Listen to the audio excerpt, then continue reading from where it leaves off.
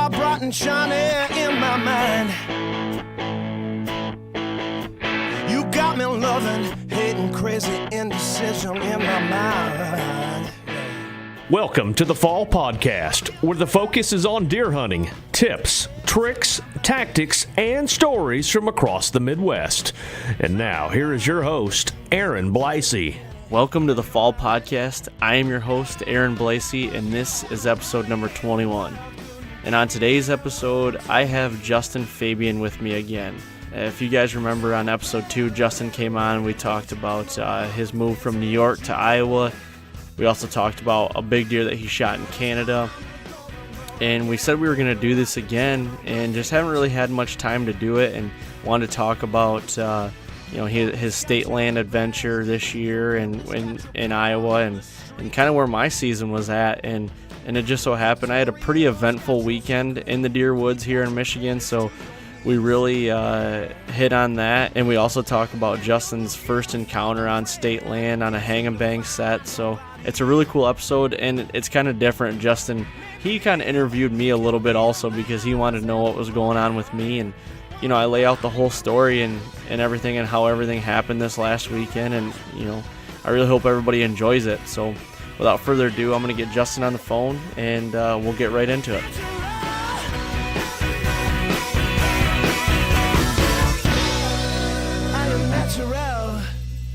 Hey, man, what's going on?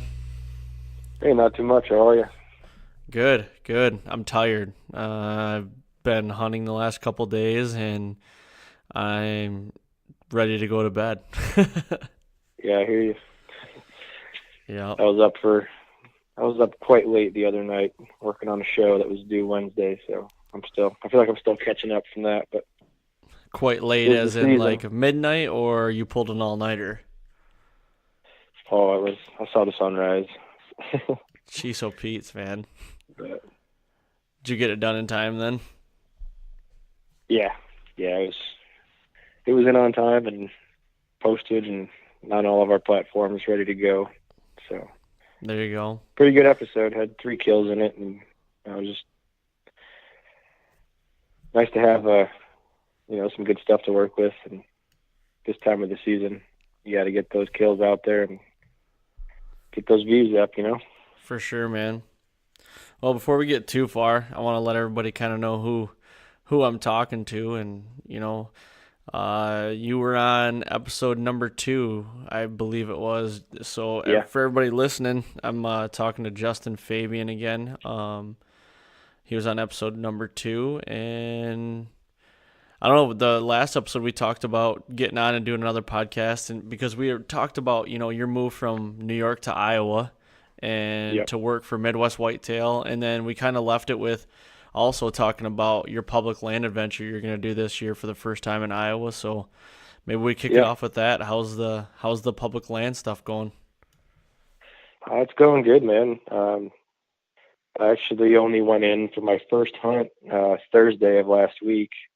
So a little over a week ago now, but, it was a rewarding hunt at that. I passed on a nice buck that is bigger than anything I saw in New York, before I moved to Iowa. So, I don't know, that episode went out today on our public land video blog on Midwest Whitetail, but I don't know.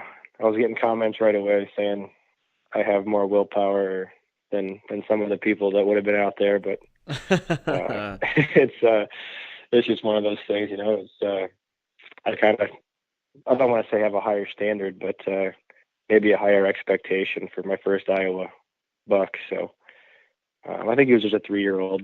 So I mean, I would make that choice again based solely on the fact that he was 3, but it was just a spot I picked based on the map and the wind and what I thought would happen and how they're going to move. And it was just cool to see that what I thought would happen was exactly what ended up happening. So that's cool.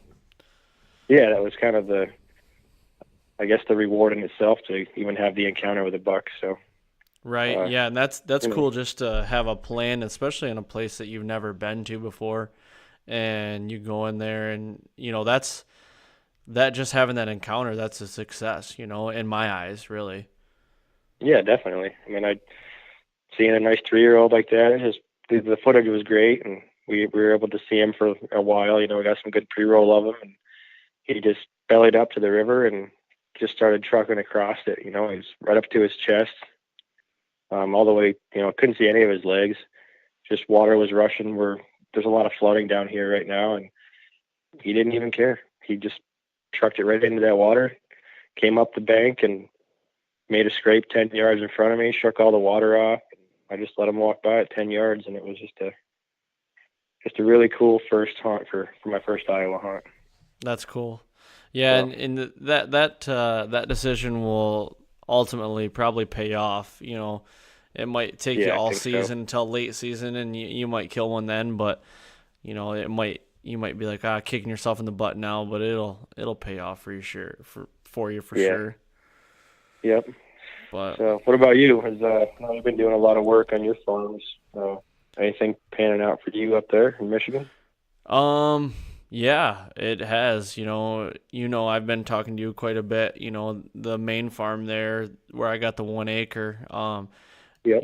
I went in last December and just trying to make that a lot better, trying to hold some deer or hold some bucks or does. I'm actually trying to hold the does a little bit more than the bucks just because, the bucks will be there. But I'm really trying to strive to get a higher age class. I want to go after 3.5 and 4.5-year-old deer. And honestly, just about a week ago now today, I ended up getting an opportunity at a 4.5-year-old on that farm, and I kind of screwed it up. He read the script perfectly, and I screwed it up. Oh man. Yep. Devastating. It is. It really is. You put so much time and effort into something, and you hope the plan comes together, and when it does, and then the moment of truth, and then you just kind of, rush it, and I don't know. I've had a lot of history with this deer. I named him Jim Abbott. I had him on the farm last year. He showed up around in July, and he showed up with a deer that I named King Joffrey as well, and those two were running most of the summer together, and they're both 3.5-year-old deer. I mean, you could tell they were by body size and everything, and they were the biggest deer I had on the farm, and they were on the cameras every once in a while throughout the summer, and come into about a month later in August, they vanished for a little bit. And then right before Velvet came off, they both showed back up, but they were separate. They weren't together anymore. And I think they kind of chose each side of the farm, and they were like, this is mine, this is my side, and this is your side, and then they were never together, and I was really hoping to get an opportunity at them, and I figured my best opportunity was going to be early October, just because. And our falls, your and I's falls are, really jam up because we're always filming and everything. So I knew, Casey and I were going to leave for an Iowa trip around mid-October, and we weren't going to be back until Thanksgiving. So I wasn't going to have a chance in the rut or nothing with him, Adam, and I decided to go in on October 6th and end up encountering a deer, a good 2.5-year-old double split brow 9-pointer that I named Jeffrey, and he's actually back this year. He's a good looking 3-year-old. He doesn't have 2 double splits. He's actually only got 1 split brow. He jumped to probably right around that 120 mark probably as a 3-year-old. Yeah. So that was cool, and I got to hunt 1 or 2 more times, but never saw either one of those deer. And that was kind of my game plan last year going into the season, and I didn't make it happen. So I knew I wasn't going to get a chance till around Thanksgiving, and I was waiting patiently because I knew rifle season was coming up. November 15th, the opening day of Michigan's rifle season, and I'm just like, I know these deer are probably going to die. And Yeah. so my wife sends me a picture on November 15th, the night of November 15th, and it was a picture of King Joffrey, and the neighbor had killed him. And I was really, yeah, I was really happy for the neighbor. He's a family friend of ours. That was his best deer ever, and he ended up scoring like 128 and some change as a 3.5-year-old. But Jim Abbott, the reason why I named him Jim Abbott, and I've said this on the podcast before, is I'm a big baseball fan, and there was a pitcher that went to the University of Michigan, and he played in the MLB, and he actually won a World Series, and he was a pitcher, but he was only born with one good, hand, and then the other hand was, he didn't have a hand, and he was a pitcher, and so he kind of defied all the odds, to be honest with you, and that's what this deer really did too. Is he's a really elusive deer, and not a lot of people saw him. So I didn't know if he was dead or not come November 15th.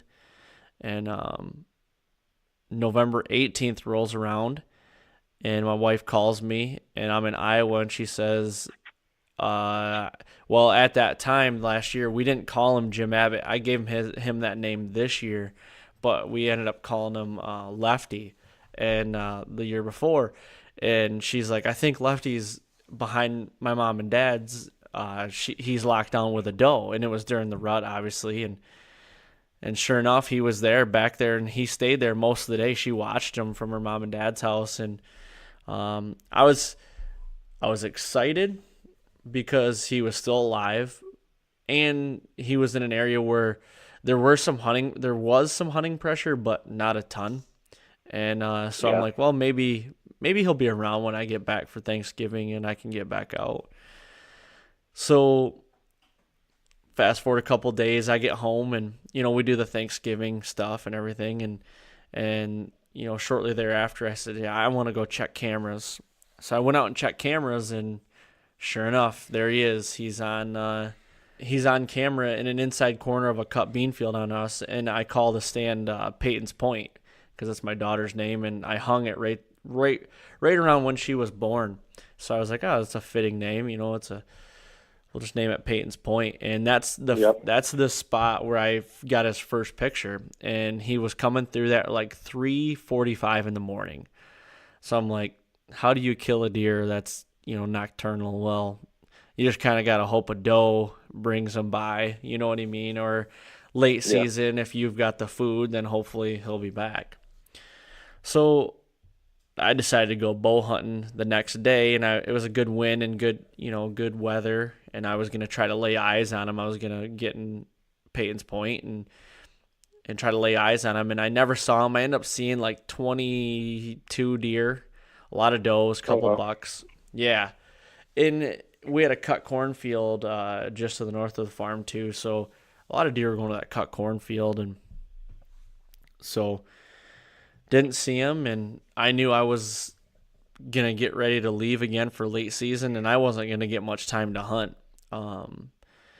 So I left and went down to Ohio with Casey, and he ended up killing a good deer down here, and I came back with a couple days left in muzzleloader season, and then I kind of got to the point where I was kind of feeling like I should just not pursue him. I don't know if you've ever had that feeling or not, but it was like a deer that I just, I felt like I had, I don't know. It was just weird. I was like, should I really go out and try to go after this deer? I'd really like to see him get to another year, because around me, a lot of people don't muzzleloader hunt, and, the deer just, if they make it that long, then they're probably going to make it through the rest of the year. And I was trying to fight with myself, and ultimately I was like, well, I'm going to go check the cameras and see what I got. Well, sure enough, he's on every camera, and he's in daylight. And I'm like, well, darn it. But the only thing is so to just kind of draw a picture for everybody, his left side, he's got a really good 4 points on one left side, and on his right side, he only grew like a 8-inch spike with a split. And he ended up breaking that off. So he just had a left side. And I'm like, well, that kind of made the decision for me. I'm like, I'm not going to go after him. You know what I mean? I just want to let him, nobody's going to be on the farm. I just want to let him do his thing and just, be him and feel like he's safe, and I want to see what he looks like next year. So I end up going to another farm, and I kill a really good deer. I killed a 125-inch 3.5-year-old with my muzzleloader, which is my biggest muzzleloader deer and biggest Michigan deer too. So that worked out, and it was a good ending to the year, and then that we came into the 2018 year, and I want to do some hinge cutting, and you and I talked about this a lot, and I've talked about it on the podcast a lot, and I went into that 1 acre and just hinge cut a lot and made some bedding and really thickened it up and made some, woody browse and some food for the deer as well. Opened up the canopy and got all my stands hung early. And because my plan, I was going in with a different plan this year. I wanted to stay out of the farm. I wanted everything to just be able to relax and just do their own thing, and I didn't want to mess with that at all. So going into it, I got everything done, hung by June, middle of June. Everything was hung, cut, all the shooting lanes were cut, and now it was just sit from afar in glass and just let the cameras just let them take inventory. My plan was to not go in and check cameras for at least a month at a time. I'd let them sit for a month and a half. But one night I was sitting, it was July 10th. I think it was July 10th. I was sitting out there and glassing, and he stepped out with 6 other bucks in a big bachelor group. And I had a buddy with me, and he goes, "Holy cow, who is that deer?" And he was referring to his body at first because his body was just so big belly, big head, big nose. And he looked like an Iowa deer, and I looked at him and I'm like, who is that? And then he kind of picked his head up out of the beans, and sure enough, it was Jim Abbott. And that's when I named him Jim Abbott. And I'm like, holy cow, he's back. And what he did is he grew the same antlers. He didn't change much there, except he grew a little bit of length, not much, but the mass, he put on a lot of mass. And so my quest from there, with having a little bit of history with him, no encounters, but a lot of trail cam history, and my wife saw him, and, I was like, this is the deer I want to pursue this year. He's 4.5. I want to try to kill a 4.5-year-old deer on really a farm that I really, have all the odds against me. They're stacked against me. I have, it's an 80 acre, and then on the opposite side of the road, there's a 40. So it's like a half-mile dirt road that divides it, and there's only 4 acres of total timber on it. So on the east side of the road, there's only 1 acre, and then on the west side of the road, there's 3 acres of timber, but it's, it's very, all the timber around are very little woodlots. And on the east side, the west side of the road is where Peyton's Point is, where the 3 acres timber is. So I'm getting pictures of them all summer in velvet, watching them from afar, and just thinking, I want to get after this deer and figure out where he's living and try to get an opportunity at him. And season comes around. Well, I went on dropped. We left September 11th, and we were gone a month. And we went up to northern Saskatchewan on a moose hunt and a bear hunt, and had a lot of fun up there. But before we left, I made sure all my cameras were good to go. So when I get back, I was going to be back the 6th of October, or 5th of October, I think. And I wanted to check cameras and be hunting possibly on the 7th. And that's what I did. I went in and checked cameras, and nothing was real promising. He was on there all the way up till September, basically when velvet came off. He was on there. And then just like they always do, they were gone. And so now it's my goal was to sit a couple observation stands and just see if I could lay eyes on him. First night I went onto the east side of the road where the 1 acre is, but I didn't sit on the 1 acre. I just didn't think it was the right time. and sat on a point that I have on the south end of the farm, and I saw a couple does. Never saw him. But I knew, that there was a big cold front coming up that next Thursday, which you guys were getting as well. I think we all got a little piece of it.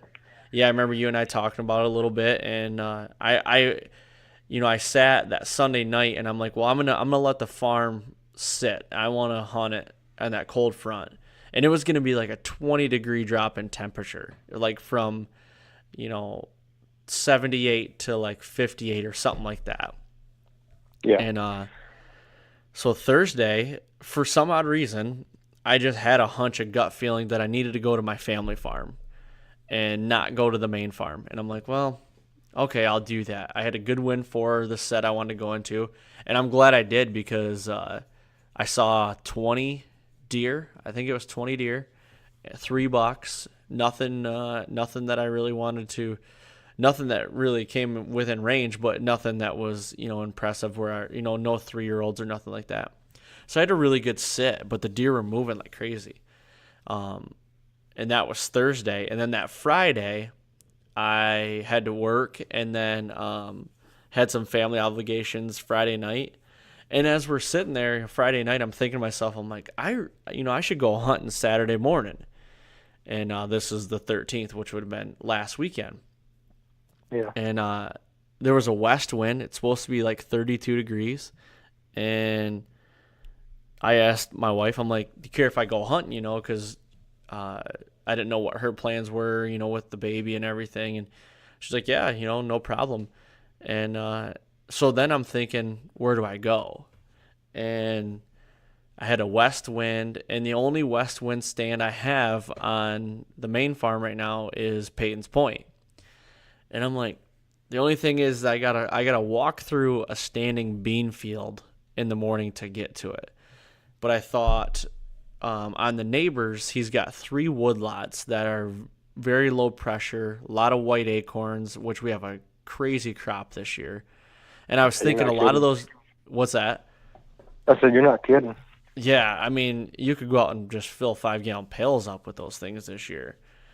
Yeah. So I'm thinking all these deer that I'd be hunting would be on the neighbors, and maybe I'd be catching deer coming over on to me, coming into my 3 acres, because there's a lot of white oaks in there as well, but I also have standing beans.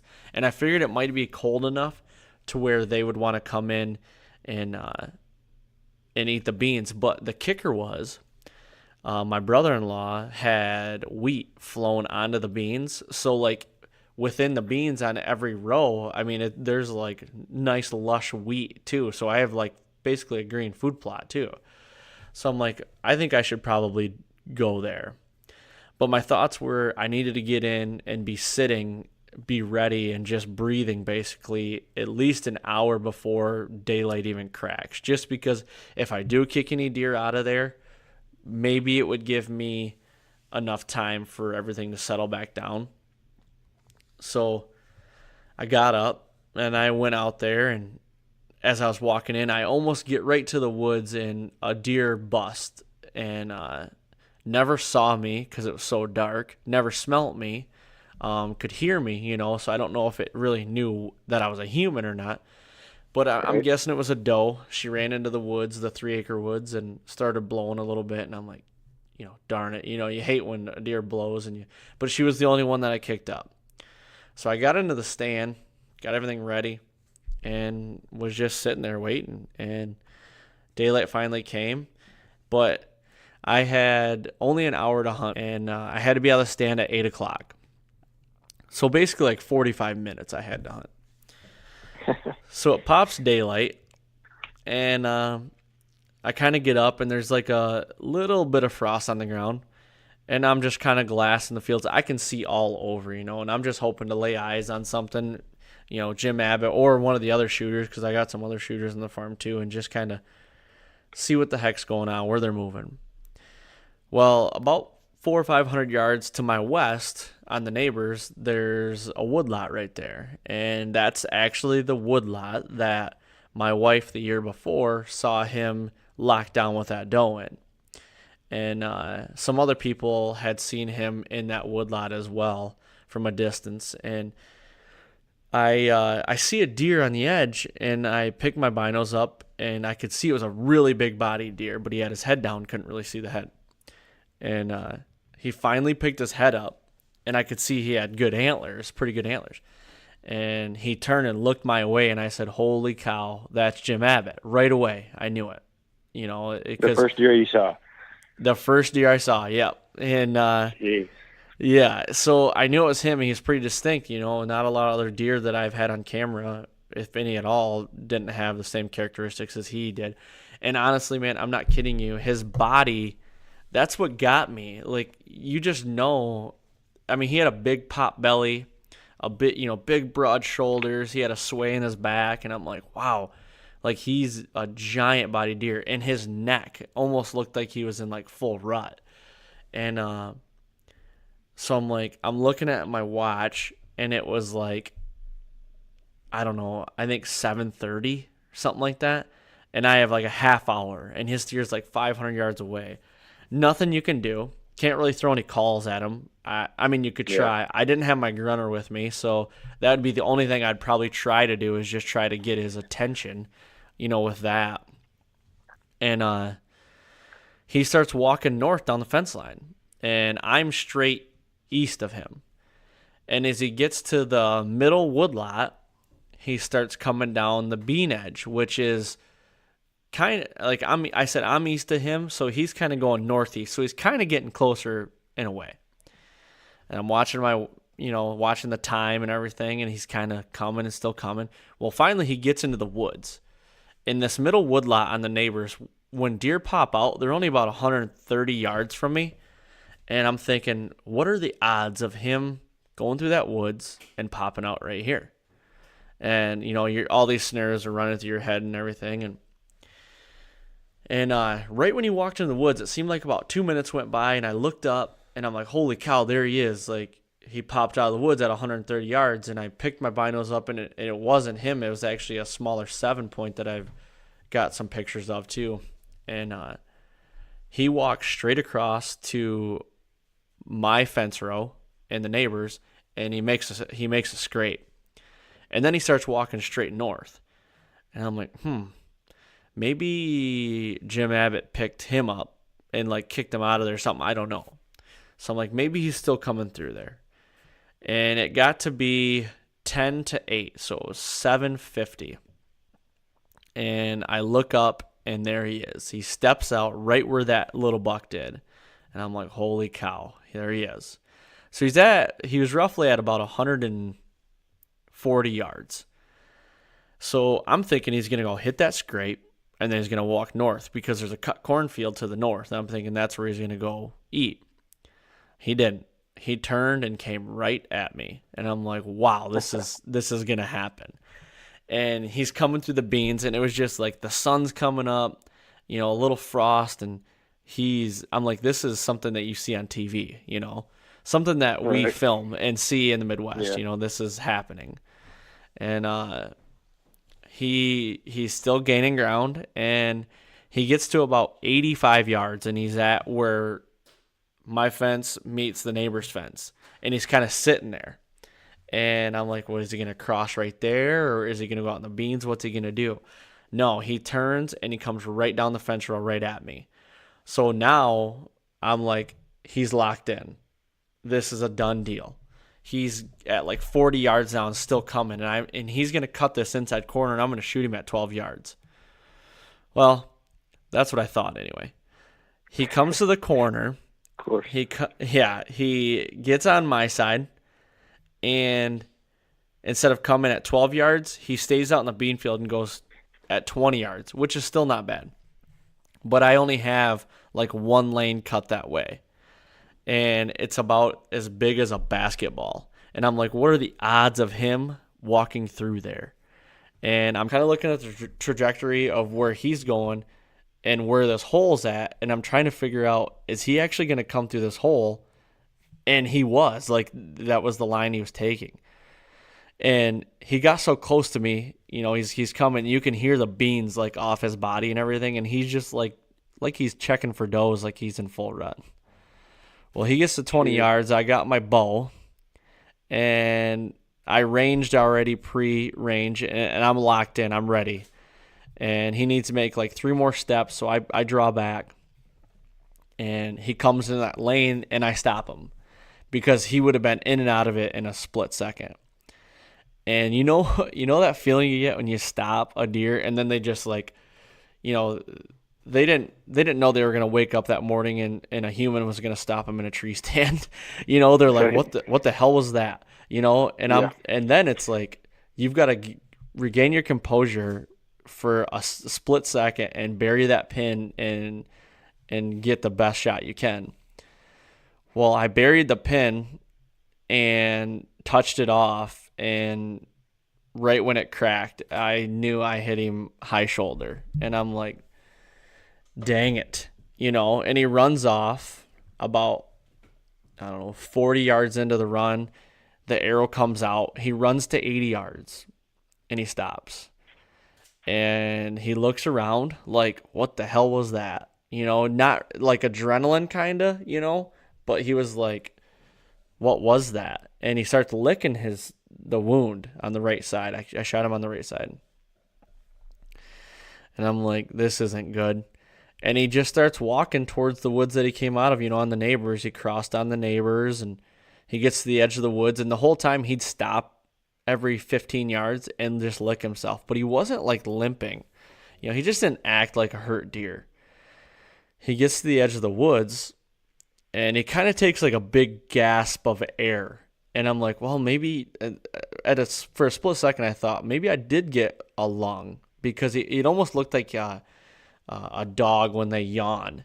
It was just like a big, like, mouth wide open kind of thing. Yeah.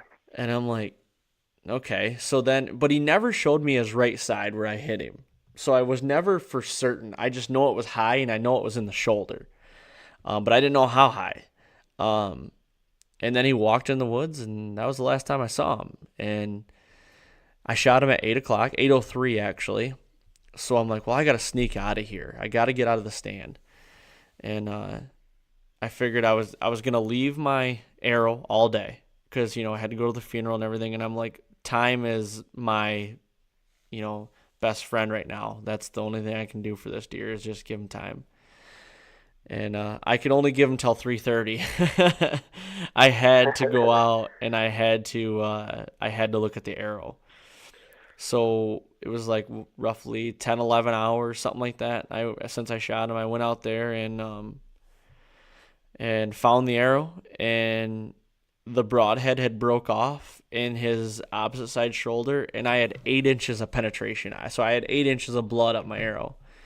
So then I'm feeling like really good, like, because I was thinking I was gonna show up, and maybe the broadhead was just broke off, but there was no penetration and no blood on the arrow. That was my biggest concern. Like, I hope that's not the case. Well, it wasn't.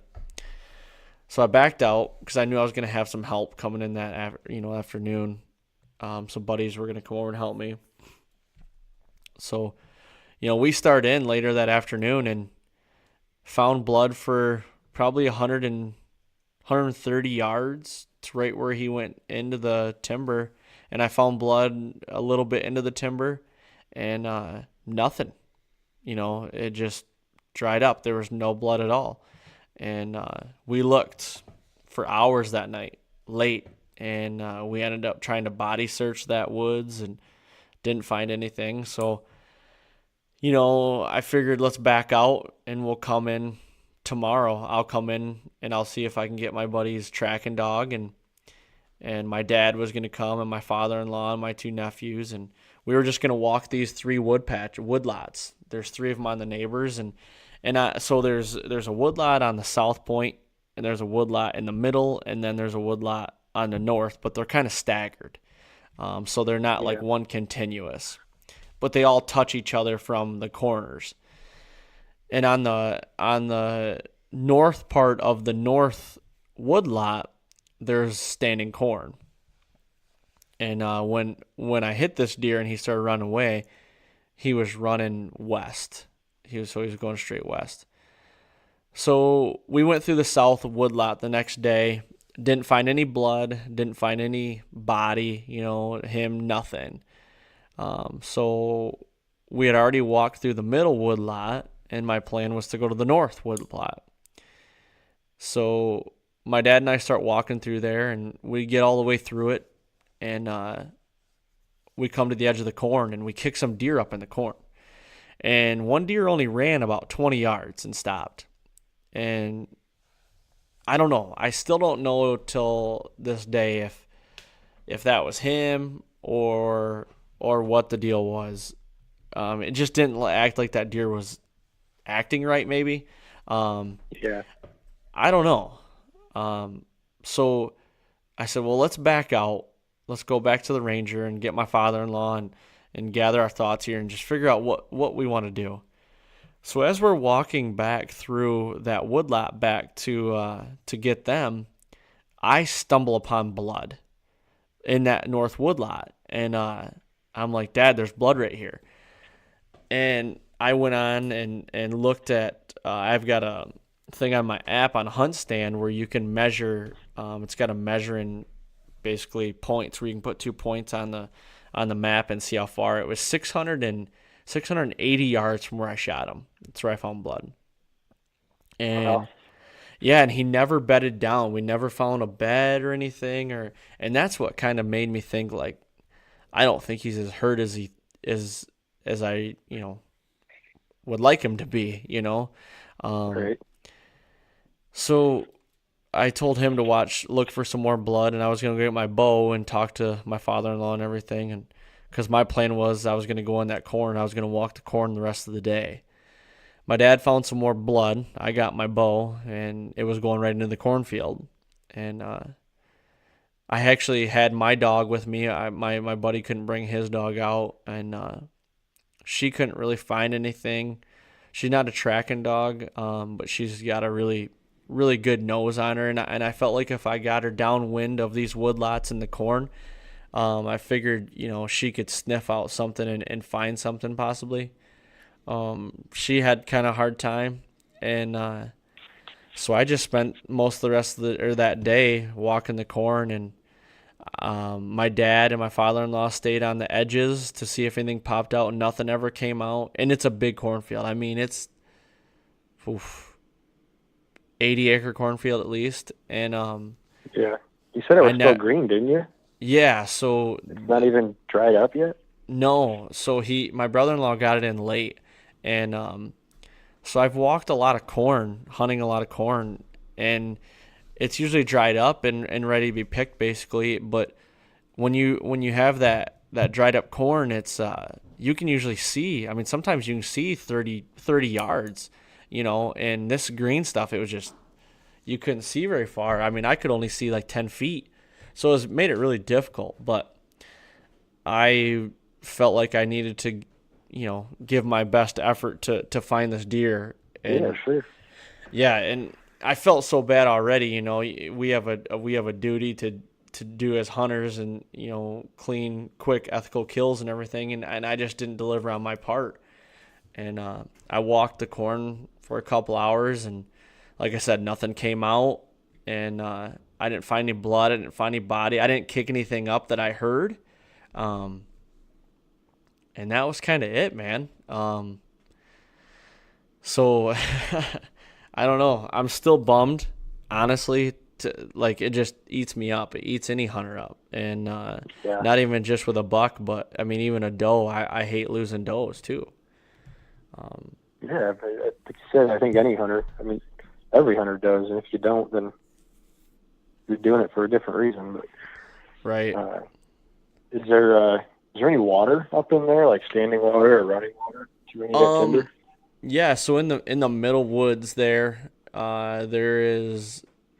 we had a ton of rain, and I don't know if it's actually, that's the first time I've ever been in that woods. And just for everybody to know as well, I did call the neighbor and ask if I could go on there. I have a pretty good relationship with him, and he said, yeah, no problem. Go in there and do what you got to do, and he's really cool about it. So just to throw that out there and make sure everybody knew that. But, yeah, so we went in through that middle woods, and And there is like, I don't know, I'd call it like a little, it's not even a pond. I mean, it's probably 30 yards by 30 yards maybe, and it's pretty deep though. It's probably up to maybe my hips, or knees to hips.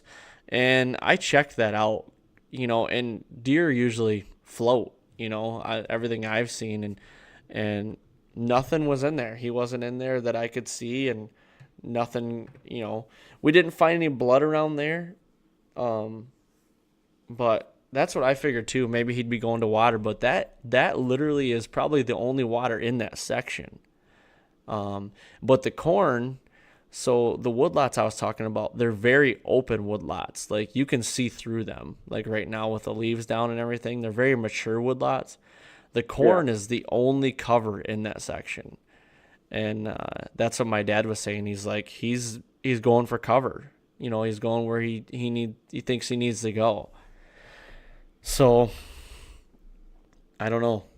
Like I said, it's been almost a week, and I'm still tore up about it. Yeah, I can imagine. I was in a similar situation with my Saskatchewan buck last year that we talked about in episode 2 there, but I was lucky enough to find him the next day, less than 100 yards from where I shot him. But that feeling I had of knowing I was the one who screwed up, had a 30-yard broadside shot and I shot him low. Yeah. But and I feel like an idiot once I figured out why. But that was totally on me. Right. But just that thought of knowing, that you're better than that, that you want to do better for the animal's sake, but that and the history you have with the deer, and it's your target, it's your intention. It's a representation of all the work you put in and the reason you do it all in the first place. So exactly, yeah, and that's what my dad and father-in-law were kind of trying to tell me, because Saturday and Sunday, I went through a range of emotions like crazy, So all day Saturday, I was calling people, calling friends, like, have you ever had this happen? I've never hit a deer high shoulder, and I've never had one walk off like this, and this is how he acted. And I was online looking up the deer anatomy, like just dissecting it and just trying to learn more about it, and like trying to think back, like, where'd I hit this deer? How high was it? I just, you go from a high to a low, and then you talk to one buddy, or and they're like, you said you got this much penetration and the broadhead's still in him. Then they're saying it's a dead deer for sure. He's a dead deer. So then you're like starting to think like, okay, good. Like maybe he is. And you start thinking that way. And then it's like, you get another guy saying you're going to be in for a long night. And it's like, damn it. It's like, so you go up in the ebbs and flows of it. It's just unbelievable. And then Sunday comes around and you want to look for him so bad and do everything you can. And I felt like I did that, and just came up empty-handed. And now, I've got my cameras out and, freshened up and everything. And Casey and I are leaving next week for Kansas to hunt for 2 weeks. And I'm hoping when I get back, maybe he's back on camera. I'm really hoping that's the case. Yeah. One thing that comes to my mind is just hearing you talk about the shot and the anatomy and stuff. So you were definitely in front of that diaphragm. Like, if it was lower, he'd have been dead. Or it's in the shoulder, obviously. So yeah, I was. So if you take what I saw, if you take his front leg straight up and basically right in line with the front leg and like right there, it wasn't like on the point of the shoulder. It was high on the shoulder. Yeah, so like in that front shoulder, there is no joint, like a ball and socket, like in the pelvis. Yeah, like you've cornered out any four-legged hoofed animal. Like, that's how they all are. It's all just cartilage and tendons and connective tissue in there. So the fact that it broke off, like when he ran, that movement of his shoulder blade obviously had something to do with breaking that arrow off. And then the fact that the broadhead is still inside of him. Like, I kind of think that maybe the shaft of the arrow is still stuck in his shoulder blade, because I mean that chest cavity is hollow, other than what's in there, heart and lungs. Yep. So like if the arrow did break off and that 8-inch piece with the broadhead fell down into that cavity, and he's running around and he's walking, and it's in there rolling around, like those broadheads are gonna cut something. It's gonna make him die. Right. So well, but actually, if the shaft is still stuck in his shoulder blade, then it's still just up high and not touching anything. yeah. So actually, the shaft didn't break off. So basically, if you were to look at my arrow, the broadhead and the insert broke off of the end of my arrow, and then I just had the tip broke off. Yeah, so just the Okay. broadheads in him. So like on my arrow, I have blood up 8 inches on my arrow from my broadhead up. So that's why I figured I had, I see. roughly 8 inches of penetration. So like it lodged, I'm thinking it lodged in the backside shoulder, and it lodged really well to where, he's moving, but it like just broke the insert and the broadhead off, and the arrow just flew out. Okay, I gotcha. Yep. And then when I was looking at the anatomy there, I was trying to figure out, how high does the lung go? Does it go in and behind the, the shoulder blade? And it really doesn't. It does for a little bit, but it's very kind of like low on the shoulder. And there's like, from what I can see, there's like 3 inches of basically nothing there. Yeah. Just meat and the hollowness like you were talking about. that classic no man's land. Right. And it's, I don't know, I must have just, I don't on a plus side, like I was saying earlier, is, my dad and my father-in-law were trying to, I think they're trying to cheer me up a little bit by saying, like, just for you to have an opportunity at a 4.5-year-old deer on this farm in Michigan, because they know how much work I put into everything I do on this farm and in hunting in general. They were, saying just to have that opportunity is, one in itself, I guess, and it made me feel a little better, but still, like, you don't want to lose an animal either, No. Well, what you said, it's his right or his left side was the weak side, right? His left side's the good side, so the good side. if he does make it through, he might have 2 goofed up sides next year. He shouldn't. It's like with injuries and the way they affect antlers. Like if it's the front shoulders or like the front, so say the front shoulder, injuries to the front legs and feet and shoulders affect the same side of antler growth. Injuries to the back end, the back legs, hindquarters, that stuff affect the opposite side. So the fact that you shot him on his right, it shouldn't affect that good left side if he lives. I guess I didn't realize that. I thought it was basically any injury on the right side would affect the opposite side and vice versa for the the other side.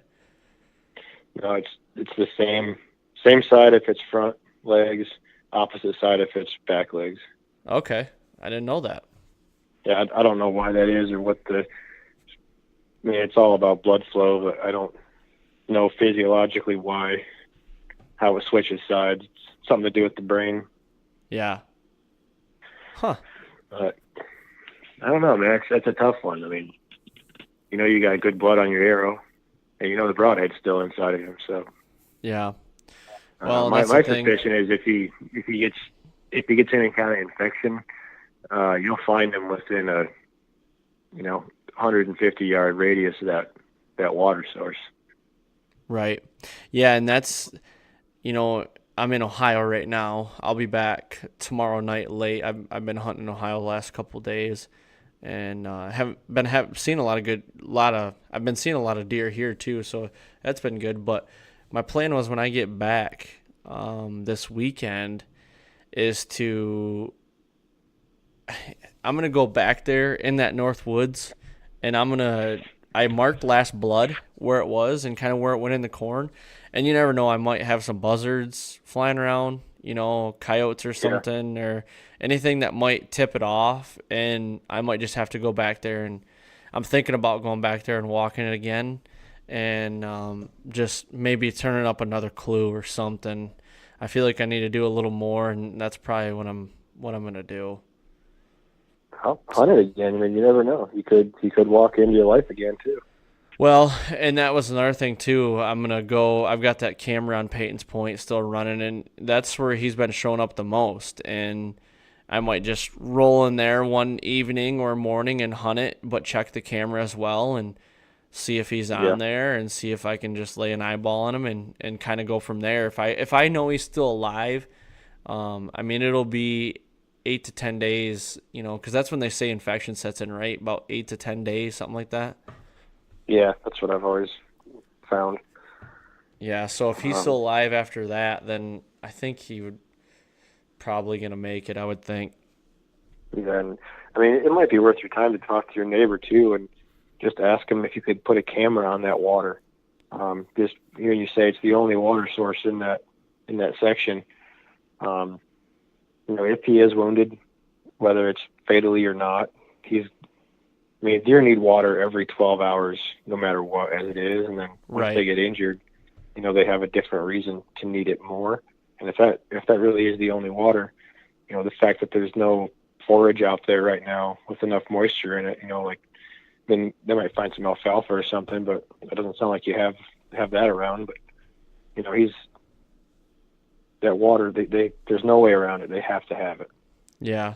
Well, they're not going to get it anywhere else. Yep.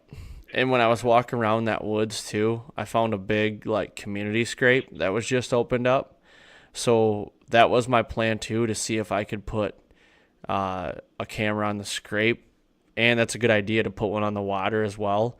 Because, I mean, we're getting to that point where even though he is hurt, and if he is still alive, I mean, he is going to be, I would think he would still be, chasing does and checking scrapes possibly. So I'm gonna see if I can put a camera on the scrape and go in there and check it, and just see if he's showing back up.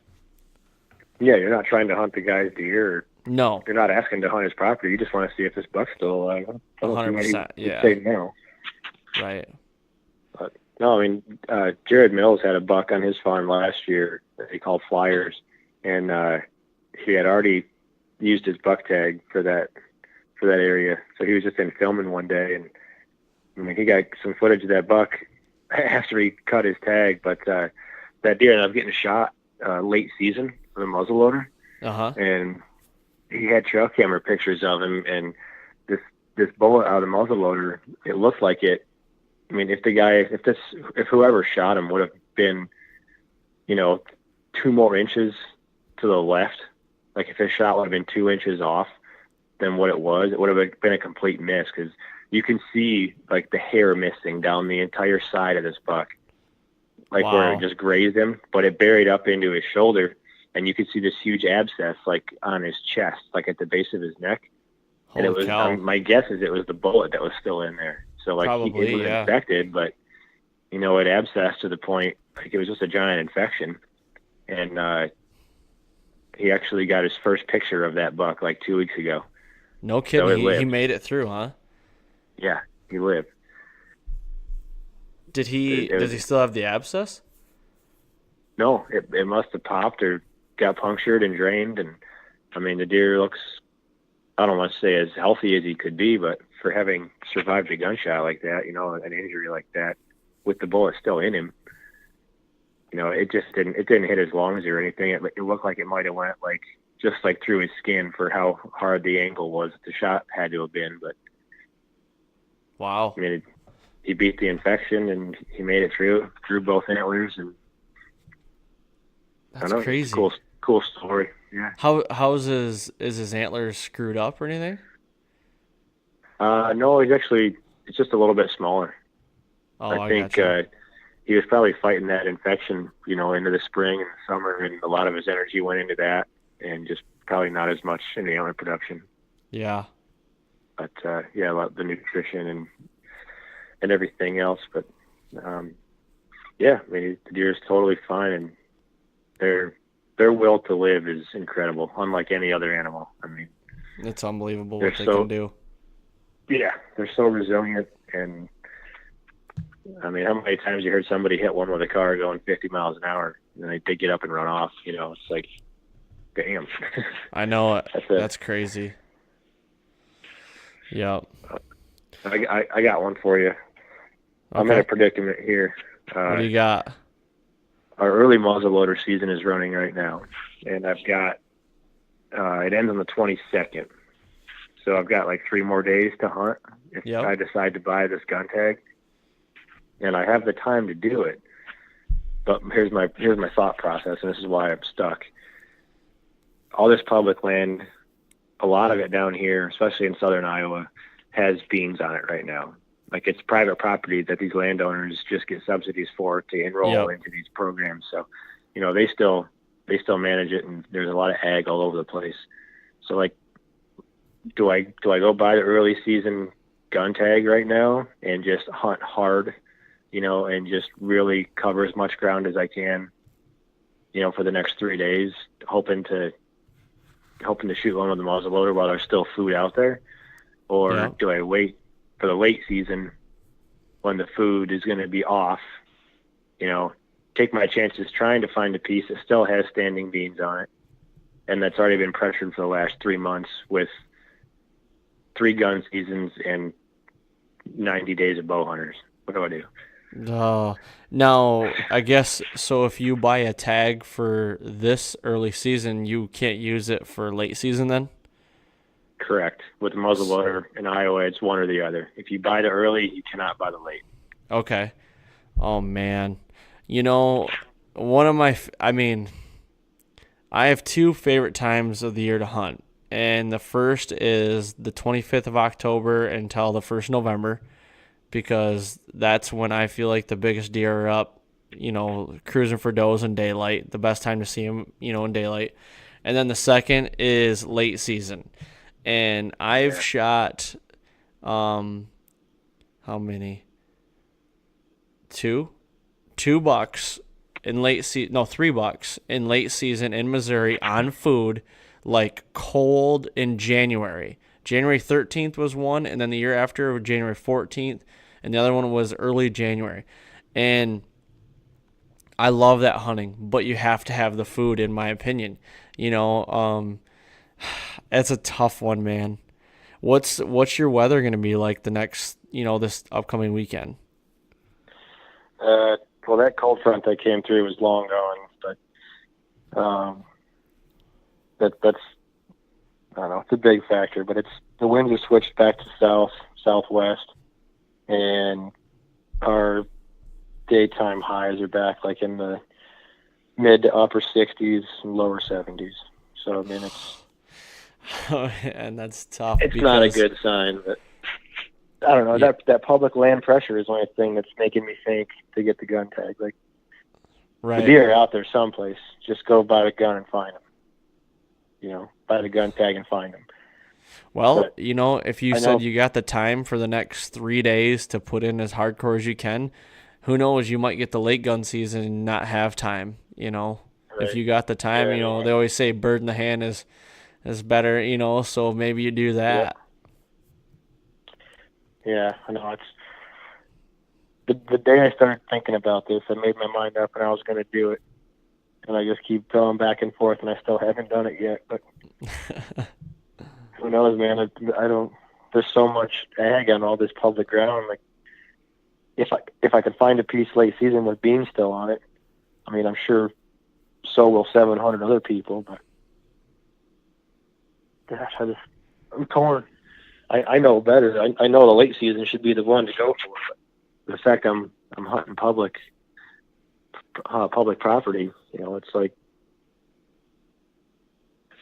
just a lot of pressure for the rest of the season, you know, to wait until then. Yeah, it really is. That's that is tough. I don't know. You know, maybe are the beans all turned? Yeah, there's a couple that are still yellow right now that looks like they just got sprayed, but most of them are dried up and ready for harvest right now. Are they still eating them, or are they on acorns pretty heavy right now? No, they're still coming to beans. They're still going to them now, so I think I could kill one if I did it. I say you do it. I say you do it this weekend. You got the time. Put in 3 solid days and go in, and explore a little bit and find one and kill him. Yeah, that was kind of my initial reaction to the whole thing too. Was like, just go do it. Just go hunt them the way we do at home, and just cover the ground and find one. Yeah, and that's my only thing with the late season is like you said, who knows if you're going to have any food at all. The pressure's one thing, but pressure, I mean, yeah, it does dictate a lot, but if you have food, I mean, if you have standing beans, there's going to be deer there. Now, is it going to be the most mature deer on the farm? I don't know, but I don't know, man. If you got food now, I'd say do it. Do it now. Yeah. All right.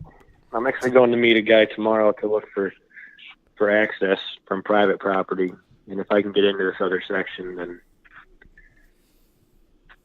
I might go for it. I'm going to meet him at 8 o'clock tomorrow, and if he says, yeah, no problem, then I may find myself with a Casey's breakfast sandwich and a early season muzzleloader tag by 8:30. I'm jealous, man. I want a Casey's pizza so bad right now, and I can't have it until next week. We're going to Kansas on the 24th, and you can bet your butt that I'm going to have a Casey's General Store pizza in my hand and some chicken bites. I love their chicken bites. Oh, yeah. My favorite's the chicken fritter sandwich. Oh, yeah. Sure. Their donuts are always good, too. Donuts are good. Yep. I have this theory that if you could find a Casey's General Store, like within a 5-mile proximity to any soybean field, then you're in big butt country. Well, then you need to go hunting this weekend with an early season muzzleloader tag because you got soybeans, and just find a Casey's that's close by. Yep. You better put that to the test, and we'll do another podcast and talk about that. Sounds like a plan. Well, cool, man. I'm gonna let you go. It's late. I'm ready to go to bed. I've been getting up the last couple mornings hunting, and my lids are very heavy. Yeah, same here. I'm ready. Well, cool, man. Thanks for coming on. I appreciate it, and keep me in the loop on your hunt if you're gonna do it or not. Yeah, I will, for sure. And good luck to you as well. Thanks, man. I appreciate it, and I'll talk to you soon. All right, Aaron. Sounds good. Thanks. And there you have it. A little bit different episode this week, kind of. I mean, Justin was kind of doing the interviewing a little bit, but it was really cool, and it's kind of cool to relive the story. But I'm not gonna lie to you. I've still kind of sick to my stomach a little bit about what happened this weekend and not being able to find Jim Abbott, and I just really hope he's still alive and, doing well, and hopefully he'll show back up, and I guess the story continues possibly, I got the cameras out and hoping to pick him up again, and we'll see coming up in the next couple months. And thanks everybody for listening and subscribing to the podcast. If you guys could please, leave a 5-star rating on iTunes and just keep showing the support, and it's really cool, and on all the feedback, and thanks again to Justin for coming on and doing this. And like I always say, don't forget, next Wednesday we'll have an all new podcast. Thanks, guys.